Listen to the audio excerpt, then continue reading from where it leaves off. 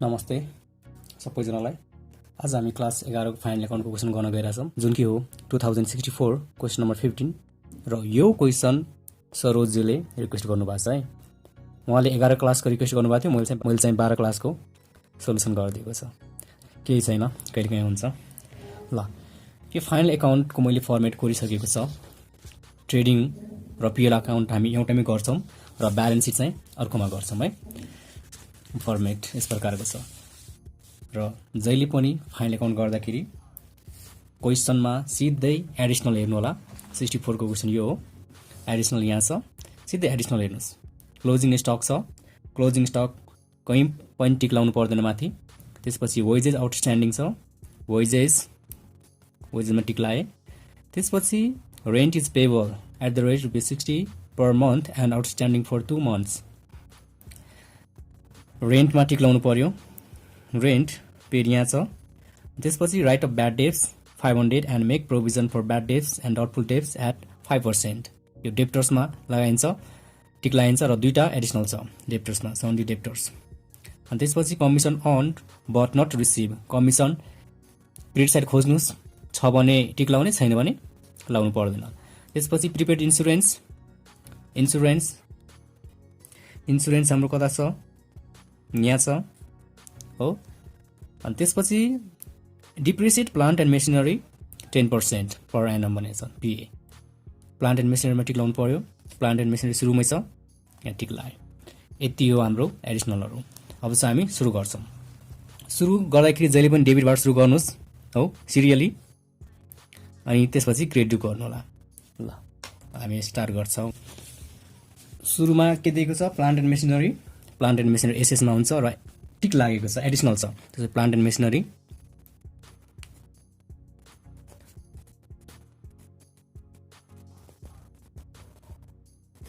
Machinery amount छ 96,000,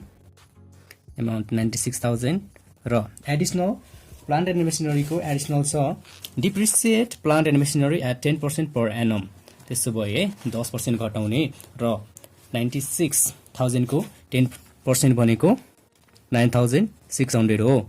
depreciation lace गर्ने,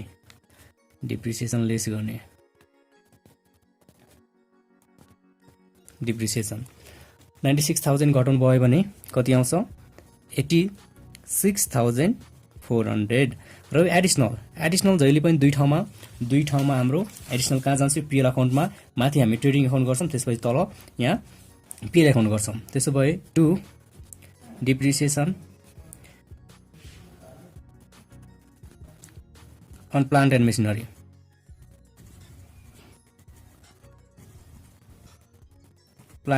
भनेर कति 9,600 यो एडिसनलको। अनि त्यसपछि प्लान्ट एन्ड मेसिनरी पछि क्यास छ। क्वेसन हेर्नु होला तपाईहरू, म घरिघरि चाहिँ यहाँ देखायो भने चाहिँ भिडियो लामो हुन्छ। क्यास दिएको छ, क्यास हाम्रो एसएस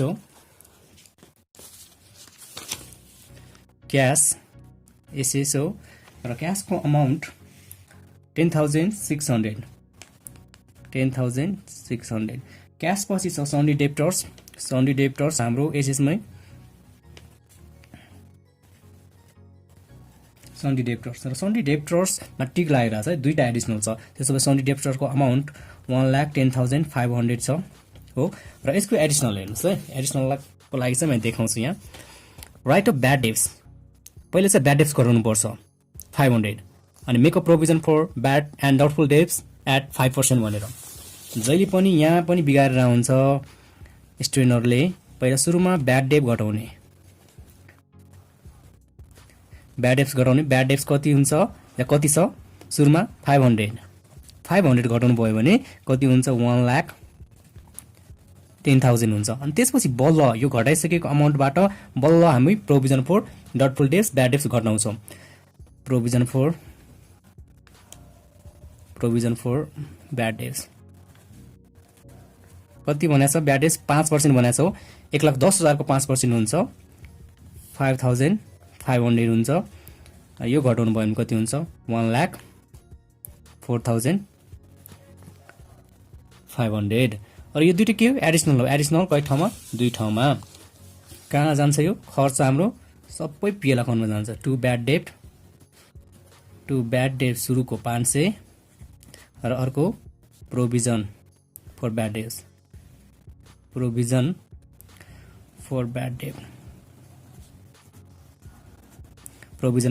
भनेर 5500 जुन 5% हामीले निकालेको त्यो। त्यसपछि छ स्टक। यो स्टक दिएको बक्सभित्र स्टक दिएको छ। यो हाम्रो स्टक कति 28,800 हेर्नुहोस् है। तल क्लोजिङ स्टक दिएको छ। यो माथि स्टक दिएको हुनु भनेको यो ओपनिङ स्टक हो। सुरुमा ओपनिङ स्टक हाम्रो कहाँ जान्छ ट्रेडिङमा टु ओपनिङ स्टक भनेर। ओपनिङ स्टक कति दिएको छ 28,800। त्यसपछि ओपनिङ स्टक पछि छ वेजेस हो। वेजेस हाम्रो कहाँ जान्छ ट्रेडिङमा ल। हामी ओपनिङ स्टक पछि जहिले पनि पर्चेज लेख्नुपर्छ है। त्यो हेर्नुहोस् न यहाँ पर्चेज छ नि, पर्चेज लेख्नुपर्छ र पर्चेज लेख्दाखेरि के याद गर्नुपर्छ पर्चेज अन रिटर्न हुनसक्छ के यहाँ हेर्नुहोस् त पर्चेज रिटर्न छैन नि। त्यसो भए मैले उसको लागि पर्चेजको लागि एउटा खाली ठाउँ छोडिदिएँ। त्यसपछि टु वेजेस छ। टु वेजेसमा टिक लागिरहेछ। यहाँ हेर्नुहोस् मैले सिरियली गरिरहेछ र मात्र मैले के गरेँ यहाँ एउटा लाइन छोडेको मैले पर्चेजको लागि, किनकि ओपनिङ स्टक पछि पर्चेज हुनुपर्छ। स्टक पछि के छ वेजेस कति 9600 र यसको एडिसनल छ टिक लागिरहेछ। एडिसनल के छ आउटस्ट्यान्डिङ वेजेस छ। अब वेजेसको अमाउन्ट भित्र राख्नु पर्यो 9600 आउटस्ट्यान्डिङ भनेको एड हो। आउटस्ट्यान्डिङ वेजेस भनेर 900 दिएको छ। 900 एड गर्नुभयो भने कति हुन्छ 10,500। यो एडिसनल दुई ठाउँमा। यो एडिसनल कहाँ जान्छ लाइबिलिटिजमा लेखिहाल्ने हो। जे अगाडि आउँछ त्यो लेखिहाल्ने हो। Outstanding wages liabilities 900। अनि त्यसपछि वेजेस पछि छ कस्टम ड्युटी भनेको पनि ट्रेडिङमै जान्छ। कस्टम ड्युटीको अमाउन्ट छ 1500। अनि कस्टम ड्युटी पछि छ पर्चेज 1,36,000 र पर्चेजको ठाउँमा अब पर्चेज लेख्नु पर्यो टु पर्चेज 1,36,000 हो। अनि त्यसपछि पर्चेज पछि छ रिटर्न इनवार्ड। हेर्नुहोस् यो रिटर्न इनवार्ड भनेको सेल्स रिटर्न हो र सेल्स रिटर्न के गरिन्छ सेल्सबाट घटाइन्छ। रिटर्न इनवार्ड कति दिएको छ 300 दिएको छ। त्यसो भए अब सेल्सबाट घटाइन्छ र अहिले सेल्स मलाई कति छ थाहा छैन। मैले सेल्स लेखेँ र सेल्सबाट के गर्ने यो घटाउने रिटर्न इनवार्ड भनेर। रिटर्न इनवार्ड्स कति 300 छ। 300 ओके 300 छ हो। अब अमाउन्ट तपाईँले राखेर यहाँ घटाउनु मन लाग्यो भने घटाउने हैन, नभए अब म सेल्सको पालोमा खोज्छु नि त। अब सेल्सको खोजिरहेको छ, अब काम छ हैन, खोज्नलाई टाइम लाग्यो छोडिदिने। अब तपाईँको इच्छा लेखेर घटाइ नि हुन्छ, मैले चाहिँ छोडिदिएको छु। अब सेल्सको पालोमा चाहिँ घटाउँछु। अब रिटर्न इनवार्ड पछि के छ त रिटर्न इनवार्ड पछि इन्कम ट्याक्स छ र इन्कम ट्याक्स हाम्रो पिएलमा हुन्छ टु इन्कम ट्याक्स। र इन्कम ट्याक्सको अमाउन्ट छ 160। इन्कम ट्याक्स पछि छ इन्सुरेन्स। यही हुन्छ पिएलमै इन्सुरेन्स। र इन्सुरेन्समा एडिसनल छ टिक लागिरहेछ एडिसनल छ। त्यसो भए अमाउन्ट भित्रै राख्नु पर्यो 1500 छ। र इन्सुरेन्सको एडिसनल छ प्रिपेड इन्सुरेन्स भनेर मैले देखाउँछु। प्रिपेड इन्सुरेन्स अमाउन्टेड टु ₹500 छ प्रिपेड इन्सुरेन्स। 500 घटाउनु भयो भने 1000 आउँछ। र एडिसनल कति ठाउँमा दुई ठाउँमा। र यो प्रिपेड कहाँ जान्छ एसएसमा।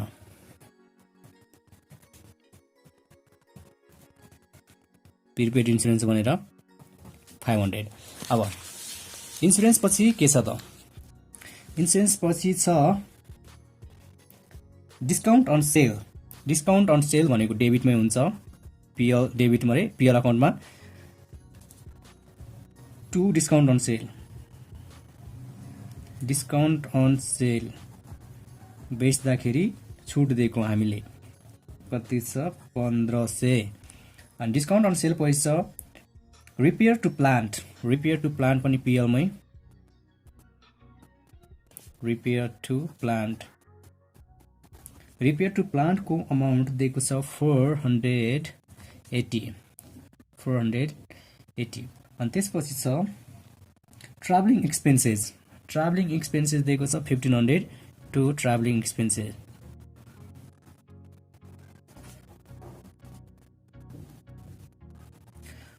एक्सपेन्सेस को अमाउन्ट 1500 अनि ट्राभलिङ एक्सपेन्सेस पछि रेन्ट पेडमा टिक लागिरहेको छ एडिसनल छ रेन्ट पे त्यसो भए भित्र राख्नु पर्ने अमाउन्ट रेन्ट पेडको 600 दिएको छ यहाँ र यसमा आउटस्ट्यान्डिङ छ है मैले देखाउँछु आउटस्ट्यान्डिङ रेन्ट भनेर रेन्ट पेडमा टिक लागिरहेको थियो त्यो अमाउन्ट भित्र राखेको एडिसनल भएकोले 600 छ र यसको एडिसनल हेर्नुहोस् rent is payable at the rate ₹60 per month 60 रुपियाँको महिना तिर्नुपर्ने हुन्छ र आउटस्ट्यान्डिङ तिर्न बाँकी कति छ 2 महिनाको बाँकी छ रे त्यसो भए 60 2 महिना कति हुन्छ 120 भनेपछि 120 रुपियाँ तिर्न बाँकी छ हो कति रुपियाँ तिर्न बाँकी छ 120 रुपियाँ तिर्न बाँकी छ त्यसो कति भयो 720 रुपियाँ भयो यो आउटस्ट्यान्डिङ रेन्ट हाम्रो लायबिलिटिज हो तिर्न बाँकी कति 120 रुपियाँ अब रेन्ट पछि इन्ट्रेस्ट अन ओभरड्राफ्ट यो खर्च हो इन्ट्रेस्ट तिर्नुपर्छ हामीले त्यसो भए टु इन्ट्रेस्ट अन ओभरड्राफ्ट हाम्रो पिएल अकाउन्टमा इन्ट्रेस्ट अन ओभरड्राफ्ट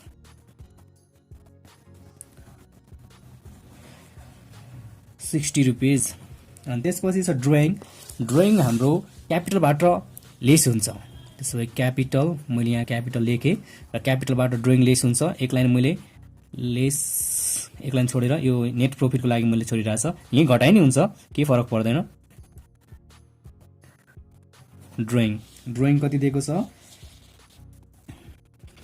1500 अनि लास्टमा ड्रइङ पछि हेर्नुहोस् यहाँ एडभान्सेस छ एडभान्स ड्रइङ हामी 1500 लेख्यो एडभान्स यो एडभान्स भनेको पहिले तिरेको एडभान्समा तिरेको डेबिट साइडको एउटा कुरा के याद राख्नुहोस् जहिले पनि यो डेबिट साइडको कि त डेबिट साइड रेकर्ड हुन्छ कि त हाम्रो यहाँ का रेकर्ड हुन्छ एसए साइड मात्र के बाहेक यो जुन यो रिटर्न छ नि रिटर्न यो ड्रइङ बाहेक है ठ्याक्क यिनीहरू किन डेबिट साइड नरेकर्ड भएको यो लेस भइरहेको हुन्छ है याद राख्नुहोस् डेबिट साइडको डेबिट साइड नै हुन्छ कि त एसए साइड हुन्छ डेबिट साइड भनेको एसए साइड हो कि डेबिट साइड हो हाम्रो क्रेडिट साइड आएर आउँदैन अब क्रेडिट साइडको कि त लायबिलिटी साइड आउँछ कि त क्रेडिट साइड आउँछ यो जहिले पनि भनिरह है याद राख्नुहोस् त्यसो भए एडभान्स भनेको हाम्रो के हो सम्पत्ति हो पहिले तिरेको हाम्रो सम्पत्ति हो 3800 त्यसो भए यो कहाँ जान्छ एसएसमा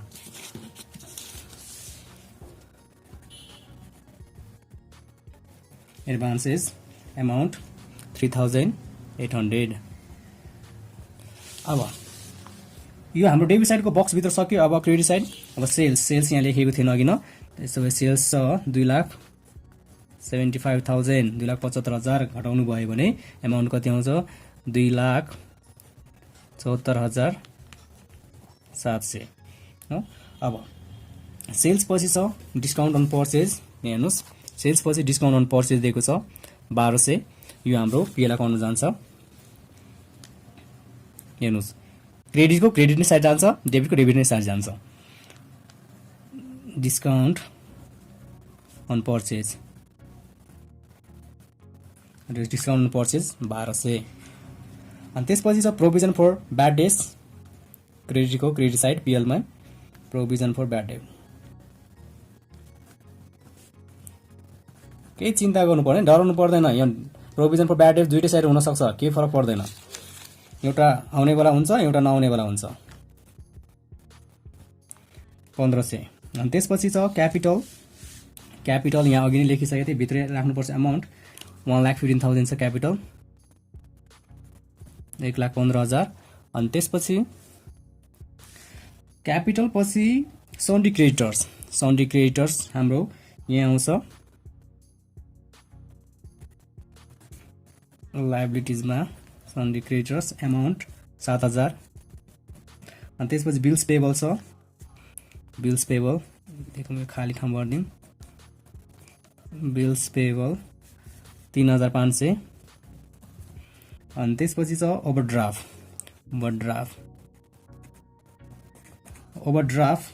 1200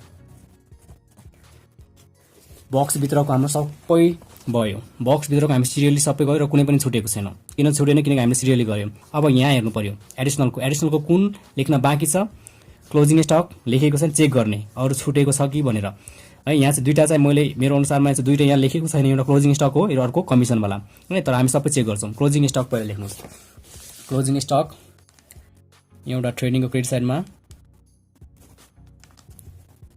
र क्लोजिङ स्टकको अमाउन्ट 20500 अर्को जान्छ एसएस मा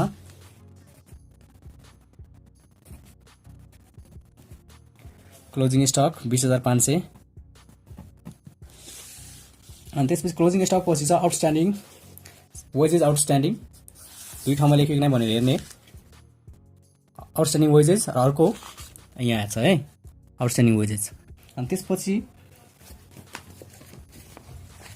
रेन्ट पेबल्स आउटस्ट्यान्डिङ रेन्ट यहाँ छ र अर्को फेरि लायबिलिटिजमा थाहा हुनुपर्छ हामीलाई यो खोजिराख्ने हैन यसरी खोज्ने हैन कहाँ लेखेको छ भनेर ठ्याक्कै थाहा हुनुपर्छ कहाँ लेख्नुपर्छ भनेर त्यही चाहिँ खोज्ने हो अनि त्यसपछि छ bad debts write off bad debts and provision for doubtful debts दुईटा हेर्नुस् यहाँ छ दुईटै घटाएको छ bad debts provision for bad debts र यो दुईटै घटाएर कहाँ लेखेको छ पीएल अकाउन्टमा अनि त्यसपछि छ commission on but not received हामीले कमिसन कमाइसक्यो तर पाएको छैन भने यो पनि दुई ठाउँमा हुन्छ एउटा क्रेडिट साइड हुन्छ कमिसन बाइ कमिसन भनेर यो कमिसन हामीले कमाएको हाम्रो इन्कम हो 1000 र कमाइसकेको हाम्रो सम्पत्ति हुन्छ त्यसलाई भनिन्छ एक्रुड कमिसन आउने पर्ने कमिसन कति 1000 हो अनि प्रिपेड इन्स्योरेन्स छ र अर्को depreciate plant and machinery prepaid insurance हामीले 500 लेखेको छ अर्को प्रिपेड इन्स्योरेन्स यहाँ छ चेक गर्ने यसरी अनि मेसिनरीमा डिप्रिसिएसन छ एउटा अर्को डिप्रिसिएसन यहाँ छ यति गरिसकेपछि बिग्रिने चान्सै हुँदैन हो र हामीले सबै गरिसक्यो कुनै पनि बाँकी छैन अब बाँकी छैन भने ब्यालेन्स गर्ने कुन साइड धेरै छ पक्कै पनि क्रेडिट साइड धेरै हो कति धेरै 2,95,200 हो यहाँ पनि कति हुनु पर्यो सेम हुनु पर्यो 2,95,200 यो साइड नपुगेको 2 ग्रस प्रॉफिट सी/डी कतिले पुगेन 1,18,400 ले पुगेन यो हाम्रो कहाँ जान्छ पीएल अकाउन्टको क्रेडिट साइडमा के भनेर बाइ ग्रस प्रॉफिट बी/डी 1,18,400 अब यहाँ ब्यालेन्स गर्दाखेरि जुन साइड धेरै हुन्छ त्यो साइड लेख्ने हो दुईटै साइड कुन साइड धेरै ए साइड धेरै हो 1,22,100 कतिले नपुग्यो नपुगेकोलाई के लेखिन्छ टु नेट प्रॉफिट सी/डी हो र कतिले पुगेको छैन यहाँ नेट प्रॉफिट 1,01,080 ले पुगेको छैन र यो नेट प्रॉफिट कहाँ जान्छ यो क्यापिटलमा गएर एड गर्ने नेट प्रॉफिट भनेर नेट प्रॉफिट